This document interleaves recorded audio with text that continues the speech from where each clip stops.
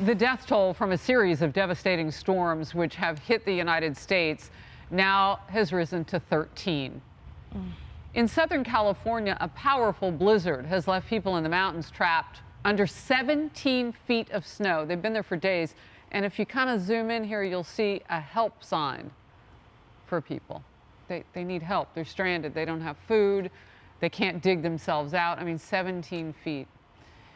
And some people who live there are so desperate, they resorted to signs like this. Many Californians are waiting for help if they can. Governor Gavin Newsom decided to leave the state for personal travel just days after declaring a state of emergency. So he wasn't anywhere near this, obviously, if he could leave on any sort of transportation. Sean? Well, so first, we were talking before we came to this topic that the criticism that Ted Cruz got when he traveled. We were talking during the commercial. We should tell our audience. And I mean, it was on ABC, NBC, CBS, all the liberal networks covered it. But Gavin Newsom leaves in this crisis. People are dying, and they're still in a crisis mode. And Gavin Newsom flies off to Baja California. Here's my deal, though. Do I really care that Gavin's not there? You have homelessness, drugs, crime, power outages. He's on a climate crusade. Taxes are going up. People are fleeing. Is Gavin Newsom really going to do anything to help the people there? It's probably bully not. pulpit. You It's should bully probably show pulpit. up, but I don't think he's going to help a darn soul in California. No, but it is bully pulpit. It helps to show up. It really does. As Pete Buttigieg is probably learning the hard way with the second train derailment. I actually think, though, that the governor really does have a role to play in cases of natural disasters like this. Like you compare it with Ron DeSantis in Florida when the hurricanes hit. Or Surfside. He took an active role, right, or the Surfside tragedy, took an active role making sure that all resources were where they needed to be. I mean, the governor of California, unlike the senator of Texas, really does have a role to play in making sure that all the state's resources are where they need to be. And it's really, I mean, it's actually kind of shocking that he would think that this was a good time to leave. Really, anybody in leadership in California should not be. But I agree, governors do matter, but not Governor Newsom. I don't think he matters in California. That was my point. For all of those other yes. catastrophes that and let's not get it twisted, they've been catastrophes. The grid problems that they've had out there are such that you couldn't even plug in your electric cars last summer. Well, nobody was talking about what it was like to live in those homes. I've got friends, I talked about this last hour, one with a newborn baby, with this last round of storms, had to move into a hotel. Then that hotel was the last one on the block with a generator. I mean, it's a nightmare out there because you need fossil fuel and coal for those grids. Emily, you brought up a point. We may not exactly know where Gavin Newsom went, but we do know this. It was not California.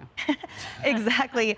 And I think, no one more than Gavin Newsom understands that mantra made famous by Chicago Mayor Rahm Emanuel, that you never let a good crisis go to waste. I remember him, of course, traipsing through the horrible burned out forests of Northern California, decrying the climate crisis, calling for federal aid. He interestingly has taken out billboards in states all over the country decrying their policies and wading into it. So now, when there are millions of Californians in peril, when the death toll will likely rise because thus far the snowdrifts are even covering up to the second-story window in many places. So as crews go door to door searching and checking in on people, they will likely find more that have passed away. That is devastating.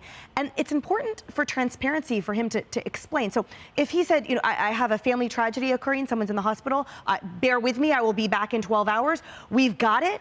But just personal time at this inopportune time. Remember, Thanksgiving 2021, he was enjoying Cabo to the tune of $21,000 a night at a Russian oligarch's dacha. So he's no stranger to fun in the sun, and he's no stranger to taking advantage of these crises where a leader is needed. I don't see one anytime soon in the state of California. Well, and the picture that rang from, California all around the world was him going to that 2-star Michelin restaurant for $500 a pop. French Laundry. While Bon appetit, Gavin.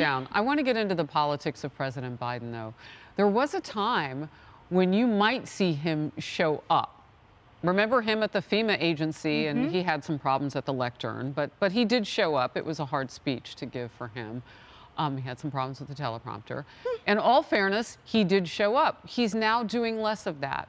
Yeah. Pete Buttigieg finally goes to East Palestine, Ohio a month in, and then another train derailment. I mean, Sherrod Brown, Democratic senator in that state, also took some personal time last week. to go to Hollywood. That's right. You know, Joe Biden, you know, he had a choice, and he chose to make Pete Buttigieg the fall guy. He said, let this guy get out there. He's the fall guy. And Gavin Newsom, people he might face. Correct. I think there's more at play here. But interesting. Gavin Newsom had a choice. Follow the Joe Biden model, show no empathy, don't go to East Palestine, or follow the DeSantis model, which you hinted at there, Molly.